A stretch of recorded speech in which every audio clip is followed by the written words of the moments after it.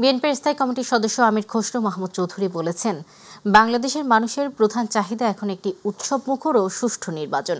দুপুরে নগরের হোটেল পেনিনসুলায় এক অনুষ্ঠানে তিনি সাংবাদিকদের প্রশ্নের জবাবে আরও বলেন, দেশে গণতান্ত্রিক শৃঙ্খলা ফেরাতে নির্বাচনের বিকল্প নেই। জনগণ ভোটের মাধ্যমে দায়বদ্ধ সংসদ ও সরকার গঠনের অপেক্ষায় আছে বলেও মন্তব্য করেন তিনি। শেখ হাসিনার বিরুদ্ধে মানবতাবিরোধী অপরাধের মামলার রায়ের দিন কোনো অস্থিতিশীল পরিস্থিতি তৈরি হলে তা আইনশৃঙ্খলা বাহিনী মোকাবিলা করবে জানিয়ে আমির খসরু বলেন, বিচার বিভাগ এখন স্বাধীন এবং আগামী দিনে আরো শক্তিশালী হবে।